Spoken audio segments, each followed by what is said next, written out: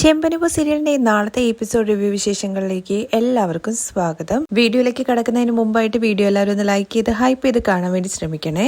ഇന്നത്തെ എപ്പിസോഡിൽ നിങ്ങൾ അവസാനമായിട്ട് കണ്ടിട്ടുണ്ടാകും, സുധി പുതിയ വീട് മേടിക്കാൻ വേണ്ടി പോവാണല്ലോ. അവിടെ 2 ദിവസം താമസിക്കാൻ വേണ്ടിയിട്ട് ശ്രീകാന്തിനെയും വർഷയും വിളിക്കുകയാണ്. രണ്ടുപേർക്കും ജോലി തിരക്ക് കാരണം ലീവ് എടുക്കാൻ വേണ്ടി പറ്റില്ല എന്ന് പറഞ്ഞിട്ട് അവര് പോവുകയാണ്. തന്റെ കാര്യത്തിന് അല്ലെങ്കിലും ആരും ഉണ്ടാവില്ല എന്നൊക്കെ പറഞ്ഞിട്ട് സുധി ഭയങ്കര വിഷമം പ്രകടിപ്പിക്കുന്ന രീതിയിലൊക്കെ സംസാരിക്കുന്നുണ്ട്. പക്ഷെ ശ്രീകാന്തിനെയും അതുപോലെ തന്നെ വർഷയും സച്ചിയും രേവതിയും കൺവിൻസ് ചെയ്ത് അവരും 2 ദിവസം അവിടെ താമസിക്കാൻ വേണ്ടിയിട്ട് റെഡിയാണെന്നുള്ള കാര്യം എല്ലാവരുടെ അടുത്തും വന്ന് അറിയിക്കുകയാണ് ചെയ്യുന്നത്. വരാന്നുള്ള കാര്യം പറഞ്ഞതിന് നന്ദിയൊക്കെ സുധിയും തിരിച്ച് അറിയിക്കുന്നുണ്ട്.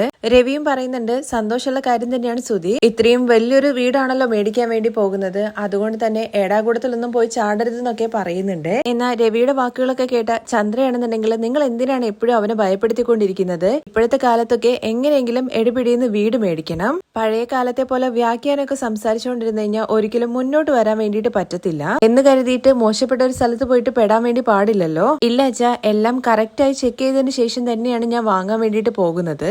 അത് കഴിഞ്ഞ് 2 പേർക്കും ശർക്കര എടുത്ത് കൊടുക്കാൻ വേണ്ടിയിട്ട് പറയുന്നുണ്ട്. ശർക്കരയുടെ കാര്യം കേൾക്കുമ്പോഴേക്കും സച്ചിൻ രേവതിയും ഭയങ്കര ചിരിയാണ് കേട്ടോ. എന്തിനാണ് ഇവർക്ക് ശർക്കര കൊടുക്കുന്നതെന്ന് ചന്ദ്രൻ ചോദിക്കുന്നുണ്ട്. വീട്ടില് വേറെ സ്വീറ്റ് ഒന്നും ഇല്ലല്ലോ, മധുരം എന്തെങ്കിലും കൊടുക്കാൻ വേണ്ടി പറയാണ്. വീണ്ടും ശർക്കരയുടെ കാര്യം പറയുമ്പോൾ സച്ചിൻ രേവതി നല്ല ചിരിയാണ്. അത് കണ്ട് എല്ലാവരും ഇങ്ങനെ ശ്രദ്ധിക്കുന്നുണ്ട്. നിങ്ങൾ 2 പേരും ഇതിനെ പല്ലയായിട്ട് ചിരിച്ചുകൊണ്ടിരിക്കുന്നത്, സുധിയെ കണ്ടില്ലേ, അവൻ ടക്ക് ടക്ക് എന്നാണ് മുന്നോട്ട് വന്നുകൊണ്ടിരിക്കുന്നത്, എന്തിനാണ് നീ ചിരിക്കുന്നതെന്ന് ചന്ദ്ര രേവതിയുടെ അടുത്ത് ദേഷ്യപ്പെട്ട് ഇങ്ങനെ ചോദിക്കുന്നുണ്ട്. ഒന്നുമില്ല എന്ന് പറയുന്നുണ്ടെങ്കിലും 2 പേർക്കും ചിരി അടക്കാൻ വേണ്ടി പറ്റും. അച്ഛയുടെ ചിരി കാണുമ്പോൾ നീ എന്തിനാടാ ചിരിക്കുന്നതെന്ന് രവിയും ചോദിക്കുന്നുണ്ട്. അതല്ല അച്ഛാ, അവൻ ചക്കര ചോദിച്ചല്ലോ അതുകൊണ്ട് ചിരിച്ചു പോയത്, അച്ഛനൊന്നും ചുമ്മാ ഇരുന്നതെന്ന് പറഞ്ഞിട്ട് രേവതിയാണ് ആദ്യം ഉള്ളിലേക്ക് കയറി പോകുന്നത്. അതിന്റെ പുറകെ സച്ചിയും പോകുന്നുണ്ട്.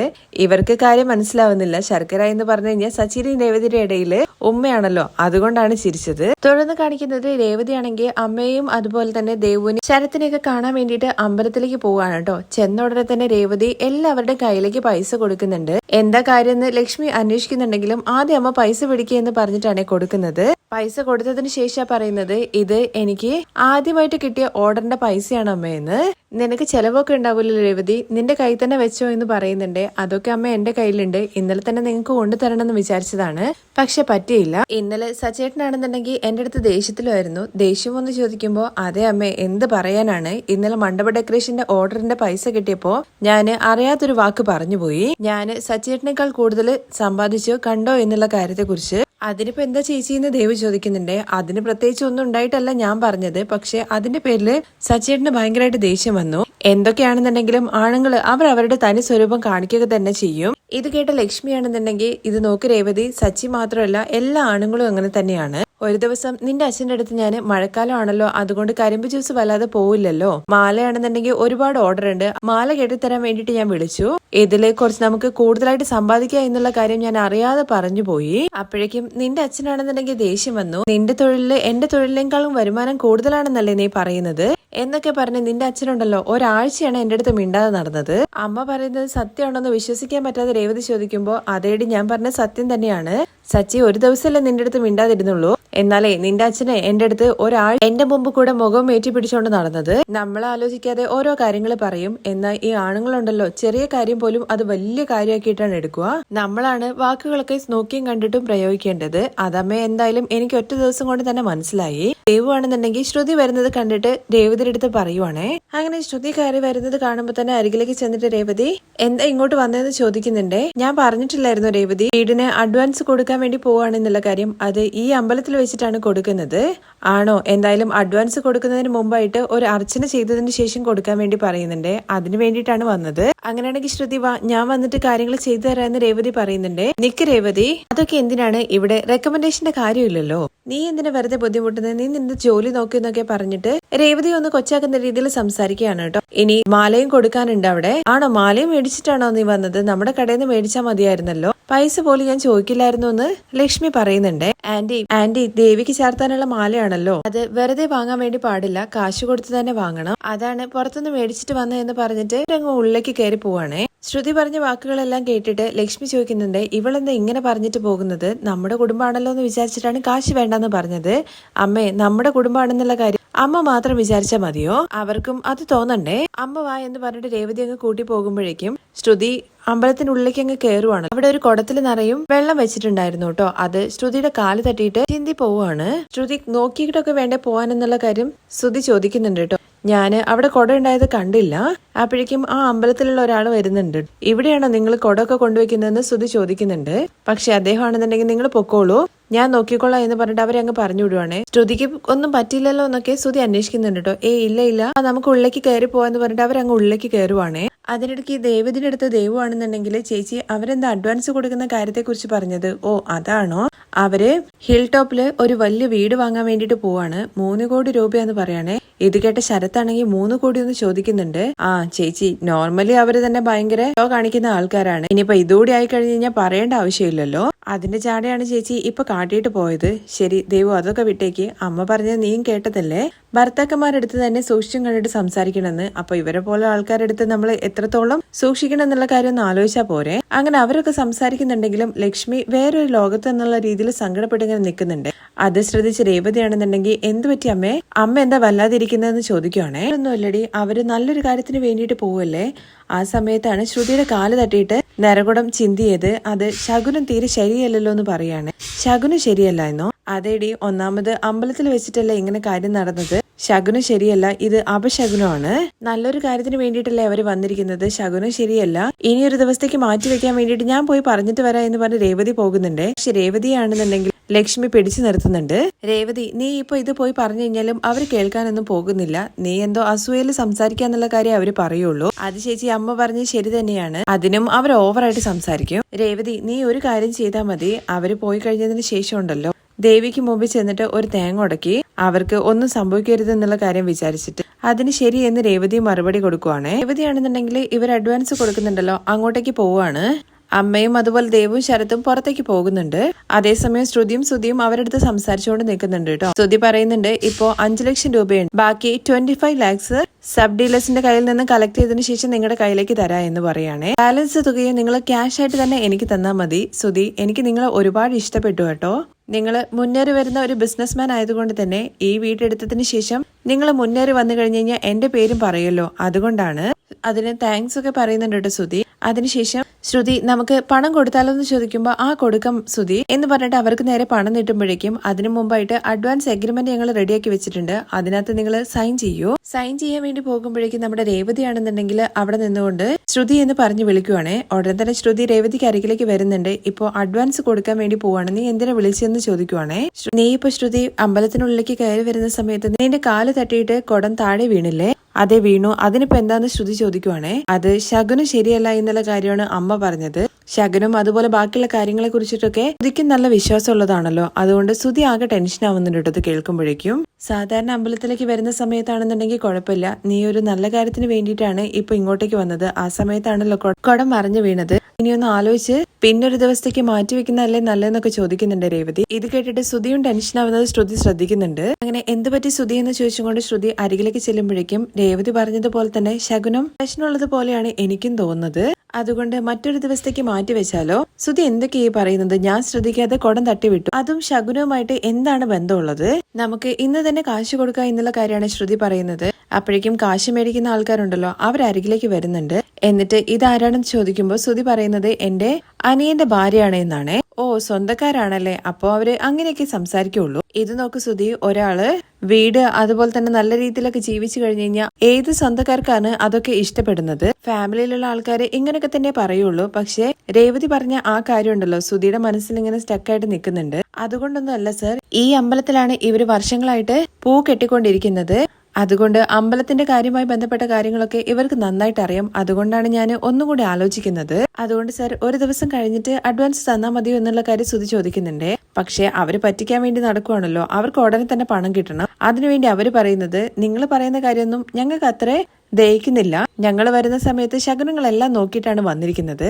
വൈഫിന്റെ അടുത്ത് അദ്ദേഹം പറയുന്നുണ്ട്, മറ്റൊരു പാർട്ടി നമ്മളെ വിളിച്ചിട്ടില്ലായിരുന്നോ, നമുക്ക് അവരുമായിട്ട് സംസാരിച്ച് ഡീല് ഓക്കെ ആക്കാം എന്ന് പറയണേ. ഇത് കേട്ട സ്തുതിയാണെങ്കിൽ സാർ എന്തൊക്കെയായി പറയുന്നത്? പിന്നെ അല്ലാതെ നിങ്ങൾ പഠിച്ചിട്ടുള്ള ഒരാളല്ലേ, അതുകൊണ്ട് തന്നെ നിങ്ങളുടെ ഈ ചിന്താഗതി അതൊന്നും ഒരിക്കലും ശരിയായിട്ട് വരുമെന്ന് തോന്നുന്നില്ല. വീട് വിട്ടതിന് ശേഷം ഞങ്ങൾക്ക് ഉടനെ തന്നെ അബ്രോഡ് പോകാനുള്ളതാണ്. പിന്നെ മറ്റൊരു പാർട്ടിയുണ്ട്, അവര് നിങ്ങളെക്കാൾ കൂടുതൽ 50 lakhs തരാന്നുള്ള കാര്യം പറഞ്ഞിട്ടുണ്ട്. എന്തായാലും ഞങ്ങൾ അവരുമായിട്ട് സംസാരിച്ചിട്ട് ബാക്കി കാര്യങ്ങൾ തീരുമാനിച്ചോളാം എന്ന് പറഞ്ഞിട്ട് അവര് ഫോൺ ചെയ്യാൻ വേണ്ടിയിട്ട് പോകുന്ന രീതിയിലൊക്കെ അഭിനയിക്കുന്നുണ്ട്. അത് കണ്ട് ശ്രുതിയാണെന്നുണ്ടെങ്കിൽ സാർ ഒരു പ്രശ്നവുമില്ല, ഞങ്ങൾ ഇന്ന് തന്നെ അഡ്വാൻസ് തരാം എന്നതിന് ശേഷം രേവതിക്ക് അരികിലേക്ക് ചെല്ലുവാണേ. രേവതി, നീ എന്തിനാണ് ഇപ്പൊ ഇങ്ങനത്തെ കാര്യങ്ങളെ കുറിച്ചിട്ടൊക്കെ പറയുന്നത്? ഞാൻ നിങ്ങളുടെ നല്ലതിന് വേണ്ടിയിട്ടാ പറഞ്ഞതെന്ന് രേവതി പറയുമ്പോ അതെല്ലാം ഞങ്ങൾ നോക്കിക്കോളാം എന്ന് പറഞ്ഞിട്ട് അവര് അഡ്വാൻസ് കൊടുക്കാനുള്ള കാര്യങ്ങൾ ചെയ്യുവാണ് കേട്ടോ. ആദ്യം ശ്രുതി അഡ്വാൻസ് കൊടുക്കുന്നതിന്റെ പേപ്പർ സൈൻ ചെയ്ത് കൊടുക്കുവാണ്. അതിനുശേഷം അഡ്വാൻസ് അവരുടെ കയ്യിലേക്ക് കൊടുക്കുന്നുണ്ട് കേട്ടോ. മേടിച്ചതിന് ശേഷം അദ്ദേഹം പറയുന്നുണ്ട്, അമ്പലത്തിൽ വെച്ചിട്ടല്ലേ നല്ലൊരു കാര്യം നടക്കുന്നത്, ഇതില് എന്ത് ശകുനമാണുള്ളത്, അങ്ങനത്തെ കാര്യങ്ങളൊന്നും നോക്കേണ്ട കാര്യമില്ല, ഇവിടെ വെച്ചിട്ട് എല്ലാം നല്ലത് മാത്രമേ നടക്കുള്ളൂ, നിങ്ങൾ അങ്ങനെ ചിന്തിക്കൂ എന്ന് പറയുകയാണേ. നിങ്ങൾ ബാക്കി അഡ്വാൻസ് തരുന്ന സമയത്ത് ഞാൻ വീടിന്റെ കീ നിങ്ങൾക്ക് ഹാൻഡ് ഓവർ ചെയ്യാം. അതേസമയം തന്നെ നിങ്ങൾ ലോണിന് അപ്ലൈ ചെയ്യാൻ വേണ്ടി പോവാന്ന് പറഞ്ഞില്ല, അതിനാവശ്യമായിട്ടുള്ള ഡീറ്റെയിൽസും കാര്യങ്ങളൊക്കെ തരാം എന്ന് പറഞ്ഞിട്ട് അവര് അവിടുന്ന് പിരിയാണ് കേട്ടോ ചെയ്യുന്നത്. അവര് പോയി കഴിഞ്ഞതിന് ശേഷം രേവതി പറഞ്ഞ കാര്യങ്ങളെ കുറിച്ചിട്ടാണ് കേട്ടോ ശ്രുതി ആലോചിച്ചുകൊണ്ട് നിൽക്കുന്നത്. ശ്രുതി, നീ എന്താ ആലോചിക്കുന്നതെന്ന് ശ്രുതി ചോദിക്കുമ്പോ ഞാൻ രേവതി പറഞ്ഞ കാര്യത്തെ കുറിച്ചിട്ടാണ്. നീ എന്തിനാ അതിനെ കുറിച്ച് ആലോചിക്കുന്നത്? അവര് പഠിക്കാത്തവര് എന്തെങ്കിലും പറയുന്നത് കേട്ടിട്ട് ശ്രുതി എന്തിനാ ടെൻഷൻ അടിക്കുന്നത്? അല്ലെങ്കിലും നമ്മൾ നന്നാവുന്നത് ഏത് സ്വന്തക്കാർക്കാണ് ഇഷ്ടാവുക? രേവതി അസൂയോട് പറയുവാണ്. നീ ഒന്നിനെ കുറിച്ച് ആലോചിക്കണ്ട എന്ന് പറഞ്ഞിട്ട് ശ്രുതിയെയും കൂട്ടിയിട്ട് ശ്രുതി അവിടുന്ന് പോവാണ് കേട്ടോ ചെയ്യുന്നത്. രേവതിയുടെ അടുത്ത് പറയുന്ന കാര്യങ്ങളെല്ലാം ലക്ഷ്മി അവിടുന്ന് മറിഞ്ഞു നിന്ന് കേൾക്കുന്നുണ്ടായിരുന്നു. ടീം ശ്രുതിയും പോയി കഴിഞ്ഞതിന് ശേഷം രേവതിക്ക് അരികിലേക്ക് ചെല്ലുവാണ് കേട്ടോ. എന്നിട്ട് നീ എന്തിനാ രേവതി അതൊക്കെ പറയാൻ വേണ്ടി പോയതെന്ന് ചോദിക്കുന്നുണ്ട്. അമ്മ ഇവിടെ തന്നെ ഉണ്ടായിരുന്നോ? അതമ്മേ, എന്റെ മനസ്സ് കേട്ടില്ല, അതുകൊണ്ടാണ്. ഇപ്പോ അവര് പറഞ്ഞിട്ട് പോയത് നീയും കേട്ടില്ലേ, നിനക്ക് അസൂയ കൊണ്ടാണെന്ന്. ഇപ്പോഴത്തെ കാലത്തുണ്ടല്ലോ മറ്റുള്ളവർക്ക് മോശപ്പെട്ട കാര്യങ്ങളൊന്നും ചെയ്യാണ്ടിരുന്നാൽ മതി, നല്ല കാര്യം ചെയ്യാനാന്ന് പറഞ്ഞിട്ട് അവരെ വഴിയിൽ പോയി നിന്ന് കഴിഞ്ഞാൽ ഇങ്ങനെ ഇരിക്കും. ശരി, നീ അത് വിട്ടേക്ക്, വാ നമുക്ക് പോയെന്ന് പറഞ്ഞ് രേവതിയെ വിളിക്കുമ്പോഴേക്കും രേവതിയുടെ ഫോണിലേക്ക് ഒരു കോള് വരുന്നുണ്ട് കേട്ടോ. മണ്ഡപം ഡെക്കറേഷൻ ചെയ്തിരിക്കുന്ന ആ മണ്ഡപത്തിലെ മാനേജറാണ് വിളിക്കുന്നത്. രേവതി മുമ്പ് ഒരു മണ്ഡപം ഡെക്കറേഷൻ ചെയ്തിട്ടുണ്ടായിരുന്നല്ലോ, അത് ഇഷ്ടപ്പെട്ടിട്ട് ഒരു ഫാമിലി അവരുടെ വീട്ടിൽ കല്യാണം നടക്കാൻ വേണ്ടി പോവാണ്. അതിനു വേണ്ടിയിട്ട് രേവതി തന്നെ മണ്ഡപം ഡെക്കറേഷൻ ചെയ്യണം. അതിനു വേണ്ടിയിട്ട് രേവതിയുടെ ഡീറ്റെയിൽസ് ഒക്കെ ചോദിച്ചിട്ട് മാനേജറെ വിളിച്ചിട്ടുണ്ടായിരുന്നു. അവര് മണ്ഡപത്തിലേക്ക് വരാൻ വേണ്ടിയിട്ട് പോവാണ്. രേവതിയുടെ അടുത്തും അങ്ങോട്ടേക്ക് വരാൻ വേണ്ടിയിട്ട് പറയുന്നുണ്ട് കേട്ടോ. അങ്ങനെ രേവതിക്ക് വലിയൊരു ഓർഡർ കിട്ടാൻ വേണ്ടി പോവാണല്ലോ. ആ സന്തോഷത്തിൽ രേവതി ഇങ്ങനെ നിൽക്കുന്നുണ്ട്. അമ്മയുടെ അടുത്ത് കാര്യങ്ങളെല്ലാം പറഞ്ഞിട്ട് മണ്ഡപ ഡെക്കറേഷനിൽ ആ ഫാമിലിയെ കാണാൻ വേണ്ടിയിട്ട് രേവതി പോകുന്നുണ്ട് കേട്ടോ. അവിടെ എത്തിയതിന് ശേഷം ആ ഫാമിലിയുമായിട്ട് രേവതി സംസാരിച്ചുകൊണ്ടിരിക്കുകയാണ് കേട്ടോ. രേവതി പറയുന്നുണ്ട്, ആ ഡെക്കറേഷൻ ചെയ്തത് ഞാനാണെന്ന്. ഞങ്ങളാണ് നിന്നെ ഫോൺ ചെയ്തിട്ട് ഇങ്ങോട്ടേക്ക് വരാൻ വേണ്ടിയിട്ട് പറഞ്ഞത്. ഞങ്ങളുടെ മകളുടെ കല്യാണമാണ് വരുന്നത്. അതിനു വേണ്ടിയിട്ട് ഞങ്ങൾ ഈ മണ്ഡപമാണ് ബുക്ക് ചെയ്തിരിക്കുന്നത്. അന്ന് നിങ്ങൾ ചെയ്തിരിക്കുന്നത് ചെറിയ ഫംഗ്ഷൻ ആണെന്നുണ്ടെങ്കിലും അതിന്റെ ഡെക്കറേഷനും കാര്യങ്ങളൊക്കെ സൂപ്പർ ആയിരുന്നു. ഞങ്ങളുടെ മകളുടെ കല്യാണത്തിന് സാധാരണയായിട്ട് ചെയ്യുന്ന ഡെക്കറേഷനിൽ നിന്നും വ്യത്യസ്തമായിട്ട് എന്തെങ്കിലും ചെയ്യണം എന്നുള്ള കാര്യം ഞങ്ങൾ ആഗ്രഹിക്കുന്നുണ്ട്. അത് മോള് ചെയ്താൽ നന്നായിരിക്കും. അതൊക്കെ നന്നായിട്ട് തന്നെ നമുക്ക് ചെയ്യാം. എന്റെ കയ്യിൽ ചില ഡെക്കറേഷന്റെ സാമ്പിൾസ് ഉണ്ട്, അത് നോക്കിയിട്ട് നിങ്ങൾക്ക് അത് മതി എന്നുണ്ടെങ്കിൽ ഓക്കെ ആക്കാം. ഇനി വേറെ എന്തെങ്കിലും നിങ്ങൾക്ക് സജഷൻസ് ഉണ്ടെങ്കിൽ അതും പറഞ്ഞാൽ മതി, നമുക്ക് അതുപോലെ തന്നെ ചെയ്യാന്ന് രേവതി പറയാണ്. ശരി, അങ്ങനെയാണെങ്കിൽ നമുക്ക് പോയിട്ട് മാനേജറെ കാണാം എന്ന് പറഞ്ഞിട്ട് 3 പേരും കൂടി ചേർന്ന് മാനേജറെ കാണുവാണേ. മാനേജറുമായിട്ട് സംസാരിക്കുന്ന സമയത്ത് ആ ഫാമിലി പറയുന്നത്, ഞങ്ങളുടെ മകളുടെ കല്യാണത്തിന് ഇവരാണ് ഡെക്കറേഷൻ ചെയ്യാൻ വേണ്ടി പോകുന്നത് ഈ മണ്ഡപത്തില്. ഇത് കേട്ട മാനേജർ ആണെന്നുണ്ടെങ്കിൽ സമ്മതിക്കുന്നില്ല കേട്ടോ. നിങ്ങളുടെ അടുത്ത് ഞങ്ങൾ ഓൾറെഡി പറഞ്ഞതല്ലേ ഇവിടെ ഡെക്കറേഷൻ ചെയ്യാൻ വേണ്ടിയിട്ട് ഓൾറെഡി ആളുണ്ട് എന്ന്. രേവതിയെ ഫോൺ ചെയ്തിട്ടുണ്ടായിരുന്നത് ആദ്യം രേവതി ഡെക്കറേഷൻ ചെയ്തിരിക്കുന്ന ആ മണ്ഡപത്തിലെ മാനേജർ ആയിരുന്നു. എന്നാൽ ഇത് മണ്ഡപം വേറെയാണ്, അവിടുത്തെ മാനേജറുമായിട്ടാണ് കേട്ടോ സംസാരിക്കുന്നത്. ഞങ്ങള് മുമ്പ് ഒരു ഫംഗ്ഷന് പോയിട്ടുണ്ടായിരുന്നു. ആ മണ്ഡപത്തിൽ ഡെക്കറേഷൻ ചെയ്തിട്ടുണ്ടായിരുന്നത് രേവതിയാണ്. അവര് നന്നായിട്ട് ചെയ്തിട്ടുണ്ട്. അത് ഞങ്ങൾക്ക് ഇഷ്ടമായത് കൊണ്ടാണ് രേവതിയുടെ അടുത്ത് ഈ മണ്ഡപത്തിലും ഡെക്കറേഷൻ ചെയ്യാൻ വേണ്ടിയിട്ട് ഞങ്ങൾ ഇങ്ങോട്ടേക്ക് വിളിച്ചത്. എന്നാൽ അതൊന്നും പറ്റില്ല, ഞങ്ങളുടെ ഇവിടെ മണ്ഡപത്തിൽ റെഗുലർ ആയിട്ട് ചെയ്യുന്ന ആൾക്കാരുണ്ട്, അവരാണ് ചെയ്യുക, ഞങ്ങൾ അങ്ങനെ പുറത്ത് കൊടുക്കാറില്ല. ഇതെല്ലാം മണ്ഡപം ബുക്ക് ചെയ്യുന്ന സമയത്ത് തന്നെ നിങ്ങളുടെ അടുത്ത് ഞാൻ സംസാരിച്ചതല്ലേ. അതൊക്കെ ശരി തന്നെയാണ്. അവരയച്ചു തന്നിരിക്കുന്ന ഡെക്കറേഷന്റെ ഇതൊന്നും ഞങ്ങൾക്ക് ഇഷ്ടപ്പെട്ടിട്ടില്ല. ഇവര് ചെയ്തത് കുറച്ചുകൂടി നല്ലതായിരുന്നു. പക്ഷെ അപ്പോഴും മാനേജർ പറയുന്നത് ഞങ്ങൾക്ക് അങ്ങനെ പുറത്ത് കൊടുക്കുന്ന ശീലമില്ല. സാറ്, ഞാൻ പറയുന്ന കാര്യങ്ങൾ കുറച്ച് മനസ്സിലാക്കണം. ഞാൻ അവരുടെ അടുത്ത് വരാൻ വേണ്ടി പറഞ്ഞു എന്ന് പറയണേ. അപ്പോഴേക്കും ഹേമ അങ്ങോട്ടേക്ക് എത്തിയിട്ടുണ്ട്. ഇല്ല, അങ്ങനെ ഞങ്ങൾ പുറത്ത് കൊടുക്കാറില്ല, അതിന് പറ്റില്ല എന്ന് മാനേജർ ഉറപ്പ് പറയുമ്പോഴേക്കും രേവതി ആണെങ്കിൽ, സാർ എനിക്ക് ഒരു ചാൻസ് തരും, ഞാൻ നന്നായിട്ട് ചെയ്തു തരും. ഇല്ല, അത് ഇവിടെ ഒരിക്കലും നടക്കില്ല, ഞങ്ങൾ അങ്ങനെ പുറത്ത് കൊടുക്കാറേ ഇല്ല. ഈ മണ്ഡപം ബുക്ക് ചെയ്ത് കഴിഞ്ഞ് കഴിഞ്ഞാൽ ഞങ്ങളാണ് ഡെക്കറേഷൻ ചെയ്യാൻ വേണ്ടി പോകുന്നത്, വേറെ ആർക്കും ഈ ഡെക്കറേഷൻ കൊടുക്കില്ല. സാധാരണയായിട്ട് ഈ മണ്ഡപത്തിൽ ഇതാണ് ചെയ്തുകൊണ്ടിരിക്കുന്നതെന്ന് പറയുമ്പോഴാണ് ഹേമ അങ്ങോട്ടേക്ക് കയറി വരുന്നത്. എന്താ ഇവിടെ നടക്കുന്നതെന്ന് ചോദിച്ചിട്ടാണ് കേട്ടോ അവര് കയറി വരുന്നത്. രേവതിയെ ഹേമയ്ക്ക് ആദ്യം അറിയാലോ, പക്ഷെ രേവതിക്ക് തിരിച്ചാരാണെന്നുള്ള കാര്യം അറിയില്ല. രേവതിയെ കുറച്ചു നേരം ഇങ്ങനെ നോക്കി നിൽക്കുന്നുണ്ട്. അത് കഴിഞ്ഞിട്ട് മുഖഭാവമൊക്കെ മാറ്റിയിട്ട് ചിരിച്ചും കൊണ്ട് മാനേജറുടെ അരികിലേക്ക് ചെല്ലുവാണ് കേട്ടോ. മാഡം, ഇവര് മണ്ഡപം ബുക്ക് ചെയ്ത സമയത്ത് തന്നെ ഞാൻ അവരുടെ അടുത്ത് പറഞ്ഞതാണ് ഡെക്കറേഷനും കാര്യങ്ങൾക്കും വേണ്ടിയിട്ട് ഇവിടെ ഓൾറെഡി ആളുണ്ടെന്ന്. പക്ഷെ അവരാണെന്നുണ്ടെങ്കിൽ ഒരു പെൺകുട്ടിയെയും കൂട്ടിയിട്ടാണ് ഇങ്ങോട്ടേക്ക് വന്നത്. ഇത് കേട്ട ഹേമയാണെന്നുണ്ടെങ്കിൽ ആ ഫാമിലിയിലുള്ള ആൾക്കാരുടെ അടുത്ത് ചോദിക്കുന്നുണ്ട് കേട്ടോ, അതെങ്ങനെ സാധാരണയായിട്ട് നടക്കുന്ന കാര്യങ്ങൾ നമുക്ക് മാറ്റാൻ വേണ്ടി പറ്റുന്നത്. ഇവിടെ ഞാനാണ് എപ്പോഴും മണ്ഡപ ഡെക്കറേഷൻസ് ഒക്കെ ചെയ്യുന്നത്. അതുകൊണ്ടല്ല, ഇവര് നന്നായിട്ട് മറ്റൊരു ഫംഗ്ഷനകത്ത് ഡെക്കറേഷനും കാര്യങ്ങളൊക്കെ ചെയ്തിട്ടുണ്ടായിരുന്നു. അത് ഞങ്ങൾക്ക് ഇഷ്ടപ്പെട്ടതുകൊണ്ടാണ്. ആയിക്കോട്ടെ, എന്നാൽ ഈ മണ്ഡപത്തിലെ എന്റെ ഡെക്കറേഷൻസ് മാത്രമാണ്. ഞങ്ങളുടെ മകളുടെ കല്യാണത്തിന് ഞങ്ങൾ കാശ് ചെലവാക്കിയിട്ട് കാര്യങ്ങൾ നടത്തുമ്പോൾ ഞങ്ങളുടെ കാര്യങ്ങളൊക്കെ ഞങ്ങൾക്ക് ഇഷ്ടപ്പെടുന്ന രീതിയിൽ നടക്കണം എന്നാണ് ഞങ്ങളുടെ ആഗ്രഹം. അതിൽ നിങ്ങളുടെ പ്രശ്നം എന്താന്ന് ചോദിക്കുമ്പോൾ അതങ്ങനെ തന്നെയാണല്ലോ. നിങ്ങളുടെ പണം മണ്ഡപത്തിന് വേണ്ടി പണം കൊടുക്കുന്നത് കൊണ്ട് തന്നെ ഒരു ദിവസത്തേക്ക് ഈ മണ്ഡപം നിങ്ങൾക്ക് സ്വന്തമല്ലേ? അങ്ങനെയാണെങ്കിൽ നിങ്ങൾ ഒരു കാര്യം ചെയ്യൂ. ഇത് ചെയ്യണം, എങ്ങനെ ചെയ്യണം എന്നുള്ള കാര്യങ്ങളെ കുറിച്ചൊക്കെ നിങ്ങൾ പറയൂ. ഞാനും കൊട്ടേഷൻ തരാം, രേവതിയും കൊട്ടേഷൻ തരട്ടെ. അതിനുശേഷം നിങ്ങൾ ഒരു തീരുമാനം പറഞ്ഞാൽ മതി. ഇത് കേട്ട് രേവതിയും നോർമൽ എന്നുള്ള രീതിയിൽ തന്നെ പറയുന്നുണ്ട് കേട്ടോ. അവര് പറയുന്നതും ശരി തന്നെയാണ്. നിങ്ങൾക്ക് എങ്ങനെയാണ് കാര്യങ്ങളൊക്കെ വേണ്ടത് എന്നുള്ള കാര്യത്തെ കുറിച്ച് പറയാൻ വേണ്ടി പറയുന്നുണ്ട്. ഇത് കേട്ട മാനേജർ ആണെന്നുണ്ടെങ്കിൽ അവർക്ക് മണ്ഡപം കാണിച്ചു കൊടുക്കാൻ വേണ്ടിയിട്ട് പറയുന്നുണ്ട്. രേവതി അവരുടെ കൂടെ പോവാണ്. അതിന്റെ കൂടെ ഹേമയും പോകുന്നുണ്ട് കേട്ടോ. പക്ഷെ ഹേമയാണെന്നുണ്ടെങ്കിൽ മണ്ഡപത്തിന്റെ കുറച്ച് അപ്പുറത്ത് ഒരു ചെയർ ഇട്ടിട്ട് അവിടെ ഇങ്ങനെ ഇരിക്കുകയാണ്. രേവതിയുടെ അടുത്ത് അവർ മണ്ഡപ ഡെക്കറേഷൻസ് എങ്ങനെയൊക്കെയാണ് വേണ്ടത്, എന്തൊക്കെയാ വേണ്ടതെന്നുള്ള കാര്യങ്ങളെ കുറിച്ചൊക്കെ പറയുന്നുണ്ട്.